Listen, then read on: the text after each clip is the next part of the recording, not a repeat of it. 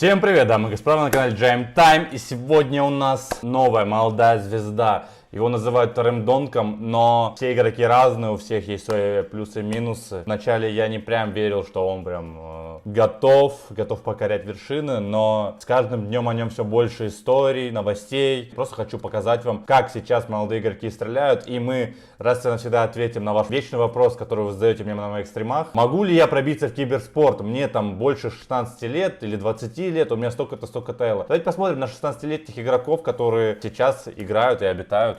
Конечно же, речь пойдет о Семене Бакине, Кейсуке, уверенный в себе игрок, друг того же самого Донка. Вместе они гриндили Фейсит, я так понимаю. Окей, пистолетный раунд с P2000, что сейчас является редкостью. Этот парень на флешке, робокапитан у них.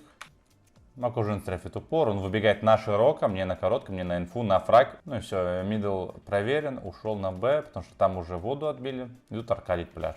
У них у всех идентичные настройки. Ага, пляж, далеко. Раз пуля. Тяжелый фраг на самом деле. Сближается.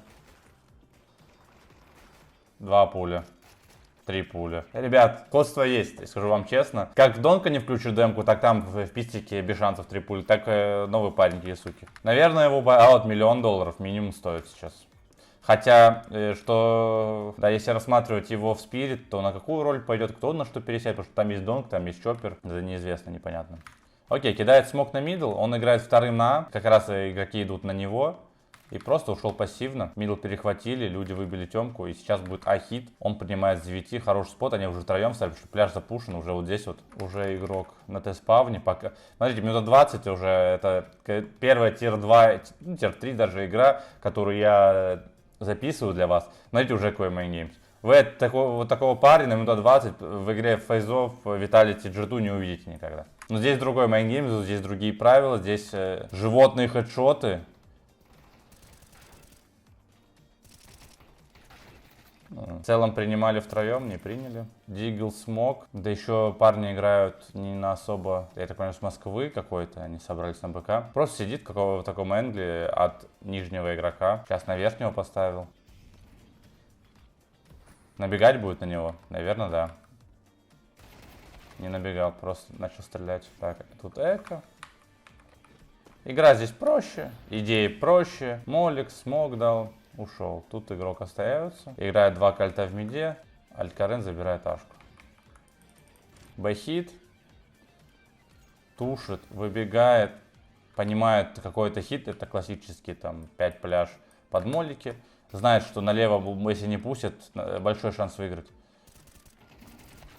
Вот тут чуть. Вот у Донка я такого не видел, если что. Донк в стрельбе не фейлит, но все равно. Тяжелые модельки. Еще раз посмотрим. АД плюс пинг большой, когда вот пинг 5, гораздо проще такие фраги делать, это я вам скажу откровенно. Там сенсей вообще не в фокусе, непонятно почему. И вот так получилось. Второй армор, дигл. Сидит от пляжа, пляжа нет, просто стак слепую. Фейка сплит, какие-то сумасшедшие колы играют. Fire Flux против них. Все, у него калик, мне кажется, его уже не остановить.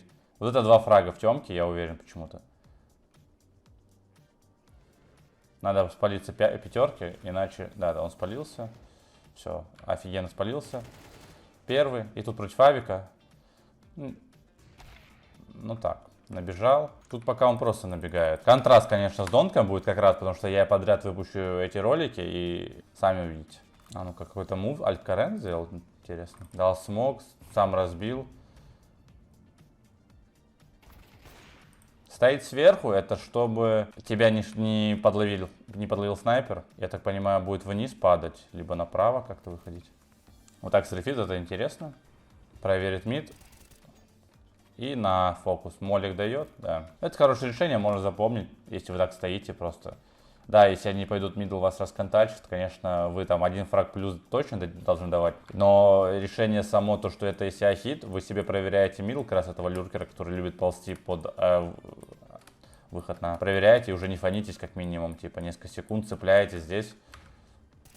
Видите, как он набежал, потому что тут нет смысла на шифте это все делать. Проверили, выбежали, пикнули. Вот. То есть игра сейчас такая, ребят, надо адаптироваться к реалиям. CSGO как будто ты так не мог делать, потому что ты просто даешь информацию по себе, чувак в фокусе ставит на тебя прицел, и либо тебя в хедшот убивает, грамотно crosshair placement поставив, потому что понимаешь, что ты набегаешь на него на широком. Либо спреет моделька минимум. Тут молька темку надо было дать, наверное. Вот тут мне интересно, как он даст фраг, он стоит поближней, и эта моделька, когда ты выходишь отсюда, достаточно тяжелая. Ну, 1 плюс дал. На широкий ставит. Тут отзонили гранатами. Да. Тут идет сплита. Раз. Ну, одного шотнул. Вообще, да, в командной игре он менее агрессивен. Он, конечно, берет агрессии, все дуэли, которые возможны, будем откровенны, да. То есть не было ни одной дуэли, которую он не взял. Но все равно это на фесте гораздо еще более он пытается задоминировать оппонента. Тут интересно, он снесет снайпера, либо нет. По идее, должен, если в фокусе будет. Нет, он не стал брать эту дуэль. Ушел третьим Б. Тут люди от мидла не играют.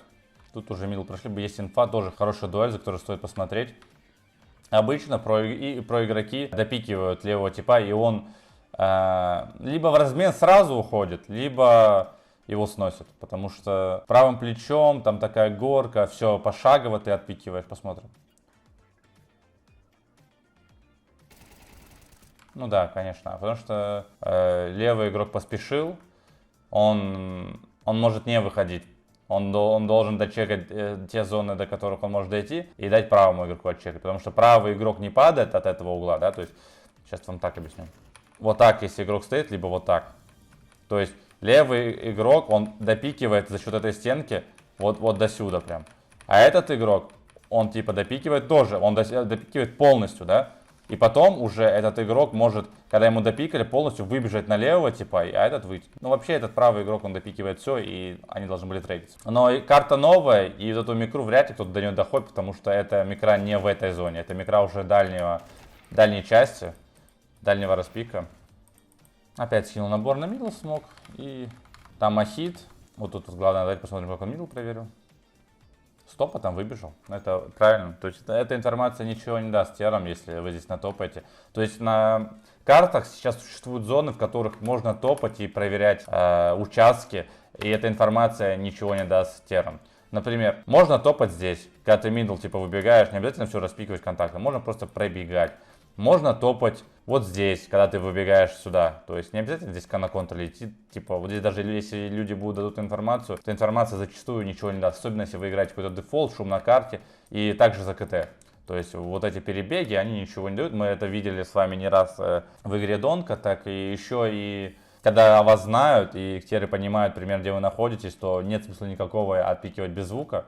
Ну, если вы там не стараетесь обмануть как-то, да, но обычно сейчас в CS2 в приоритете проверить с набегом, нежели не давая себе информацию. И отличие Семен Бакин, как я вижу, то, что он старается пробежать игрока, вместо того, чтобы набежать на него. То есть это две разные вещи. Пробегаешь, ты как бы и там уже доводишь как-то. А когда ты набегаешь, ты заранее ставишь прицел и выбегаешь на определенную зону, а там уже доводишь. Но это, кстати, очень тяжело. То есть, когда ты пытаешься набежать, ты должен понимать примерно, где моделька, и ты, грубо говоря, играешь в рулетку. Если она там нет, насколько ты доверяешь себе, поэтому часто может быть такое, что просто ты не угадываешь, где моделька, и кажется, будто ты пытаешься пробежать ее. Он тут, кстати, хорошо замикрил, потому что, смотрите, вот эта зона дуэли, да, вот игрок пробежал за столб. Игрок за столбом, зона обзора у него ее нет. Он примерно понимает, что моделька где-то здесь.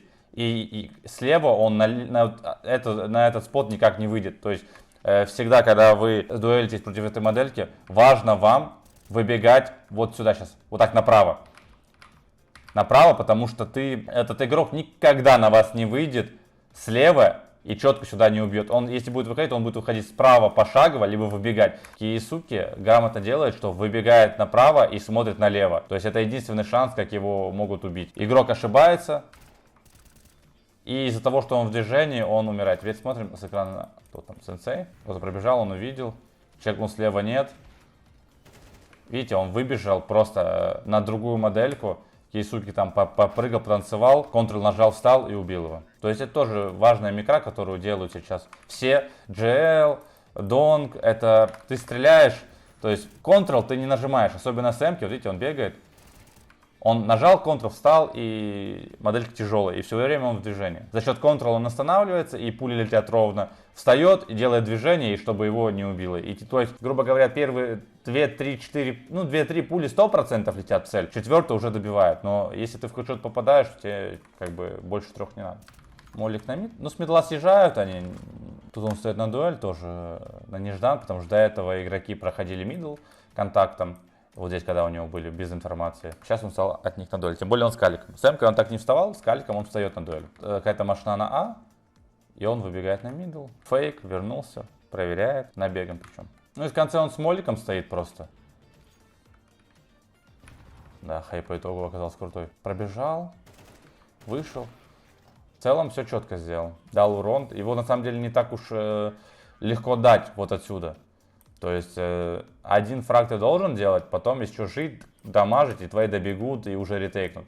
То есть точка, она ретейкается, в отличие от, ну, от многих карт, где ты, даже если дашь 1-2 фрага, например, Инферно, все равно будет тяжело ретейкать твоей команде. А тут твоя задача не дать им быстро поставить бомбу, а замедлить их в этом районе. Если ты накоцаешь, дашь информацию, то люди успеют добежать. Окей, так же как и Донг, он по одним и тем же сценариям двигается, только, то есть у него по базе скидывает гранату, уходит сюда, встает, либо уходит сюда, встает. Все. То есть он вот в этих зонах тусуется и нарабатывает какой-то опыт ситуаций. Нет никаких типа глубокой игры в миде там с разменами. В каких-то агрессиях они не участвуют. Смог заберет Макуджин. Нет, сейчас они пришли на мидл, потому что у них выбили через 2 молика. Там игроки могут подставиться, он проверил. Дропнул смог, все правильно. И на молик встает, либо ему мидл занял. Не, ему мидл занял Роба. Макуджин заткнул темку. Сейчас разбили. Молики. Ну тут теры проиграли, потому что Макуджин встал на рапсе. Ну и хорошие 3 фрага. 4 фрага. Вот под флешку. Выбежал и вбил. Хороший фраг. Того 17 фрагов за КТ на Анубисе это очень много. За счет этого парни берут 5. Так, пистолетный раунд. Люди пушат мидл. Он не боится репикать на 3 моделях. Понимает, что там 1Б. Ну, идут Б-сплит, дал смог. Превентивный смог. Все на карте понимают, что тут игрок боится, что на него зайдут, тем самым дилей. Он уже доходит смог, чтобы порвать. Как только дроп сыграет, он выбежит. Все, он выбежал, все сделал правильно. Б-точка его. Хороший фраги. Ничего не скажешь. Просто запикал. И этого запикал. Confidence, а мы с вами выпьем чая классического. Кстати, вот еще объясняется, почему Донг, не Донг, я уже оговариваюсь по Фрейду. Короче, Донг брал Дигл, сходил, такой, опять Донг. Киесуки брал Дигл, ходил на 90 против Б-контакта и брал Дигл сюда. То есть он самого же себя же контрил, потому что, скорее всего, у них команда истина такая, что против пистолетов идешь, распикиваешь Б-лобби и, ну, и КТ тяжело. Вот. И они сами это делают, идут распикивать, под молики выходят. Все стреляются, юспики. Ну, конечно, он запикивает здесь. А это очень он сейчас хорошо сделал, пацаны. Нормально. Вот здесь, смотрите, он вышел наверх, на вот эту модельку, которая на хедшоте. То есть это тильт, конечно, для сенсея. Ну, дочекал, очевидно, право, потому что, скорее всего, он пушил этот темпл уже сотни раз. Он понимает, что здесь спот есть. Многие проигроки, мне кажется, не знают, что там можно крысить, потому что они там не оказываются. Все, там бегут, дофармливать. Да, такой же спот, как у Донка, бежит. Первый бай, ему дают. Вот так это работает. В мире тир 3, как бы... Просто тушится молик, чел набегает и втыкает тебя, и все. Дочекивает, лево дочекает.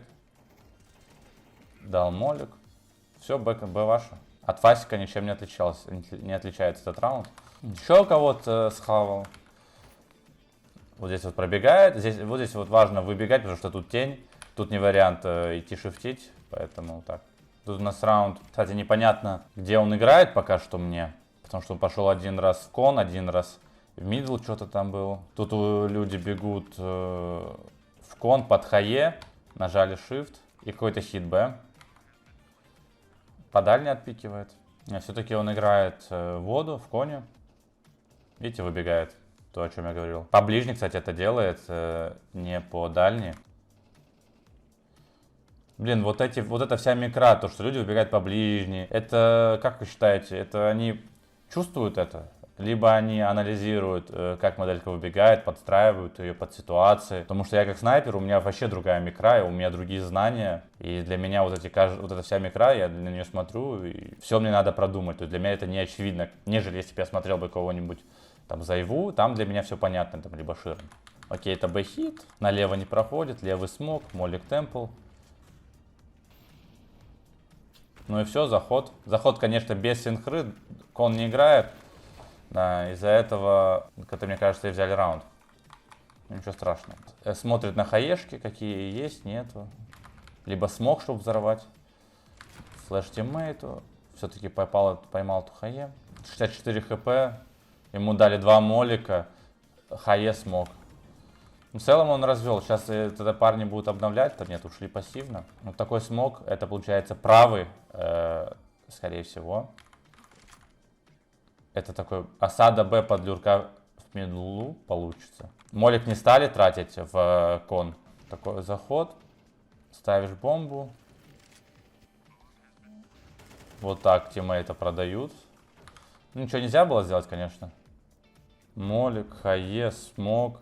Неужели опять убьют? Блин, скранк, ну ты просто... Я понимаю, что ты чувствуешь. Экран с кранком. Он кидает хае. Из-за того, что из-за того, что хотел потушить смоком молик, смок долго раскрывался, и Семен Бакин 5-4 выбегает на него, добыть преимущество, да? Он выжил, дали молик, и он выбегает. Но проблема в том, что он это делает без адешек. То есть, когда ты на адешках, типа, постоял бы за столбом, выбежал, твоя моделька выбежала быстрее. Во-вторых, ну, тут уже про тебя Семен Бакин. Как бы тут надо быть либо более уверенным, либо более скиллованным, либо более сейвовым. Дал молик, все грамотно. Будет нашивать? Вот так, не будет нашивать. Как бы да. Если тир 3 сцена наполнена такими игроками, то, конечно, будущее есть у меня, как у капитана с молодыми. Но мне кажется почему-то, что такой Семен Бакин, он пока один. То есть он очень важен для любой команды. Еще характер. Непонятно какой. У Донка, я так понимаю, складный характер, может договариваться, уважает, слушает и так далее. Тоже очень важно в киберспорте. Важно с одними и теми же людьми долго играть, иначе тяжело будет развиваться, и ты просто потеряешь время, если ты не можешь там договориться. 5 в 3, минута 30, тильт. Неужели вернет преимущество опять на скранке? Хае опять не может быть. Вот я не верю. Неужели вот он из такой ситуации опять выиграет? Убьет одного, будет пазом брать 1 в 1. Но это просто нечестно, если так будет. Да, ну хочешь... Спасибо. Тут уже прям не пошансово он.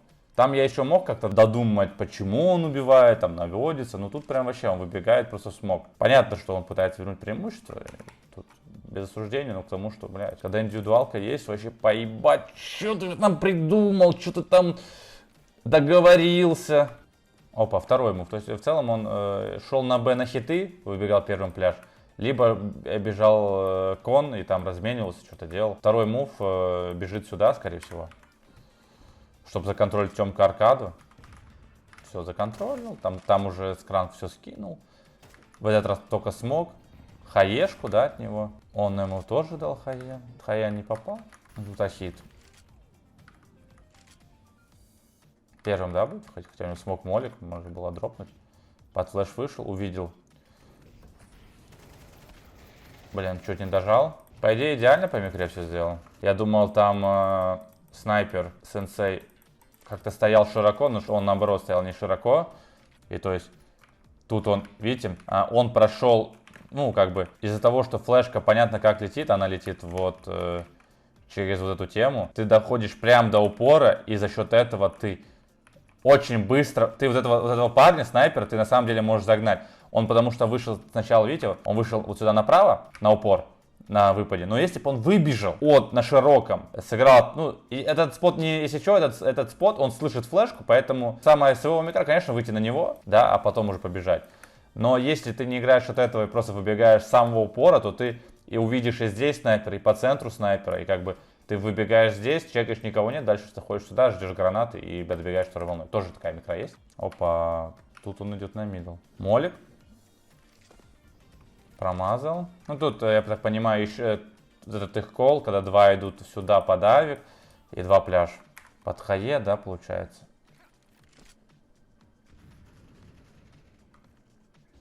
Скран включился, да. Скран включился просто. Видите, как сенсей смотрит? Максимально широкий.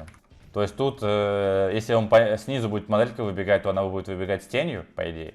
Сверху, вот прям на широкий, он ему прям в лицо дал. Надо поинтересоваться, Киесуки вообще ДМ играет, потому что обычно этим парням даже ДМ не надо играть. Вот это те же ситуация классическая, когда у тебя дроп быстро занимает, ты скидываешь смог пляж, и КТ могут брать дуэли с дропом. Что же сделает команда Spirit Academy? Останется ли она в дропе и будет брать эту дуэль, которые, по идее, если они выиграют первую, эти рвут смог, и они, скорее всего, выиграли. Но есть большая вероятность, что их просто здесь захуярят. Отойдут ли они сюда? Но если они отходят сюда, то они дают инициативу КТ, КТ могут перебить дроп, скинуть смог, и все, и уже получить всю карту. И третий смог откинуть в пляж, и опять по кругу та же самая ситуация будет. Да, мы сделаем еще лучше, просто выйдем под левый смог толпой и не дадим им возможность запикать. Вот.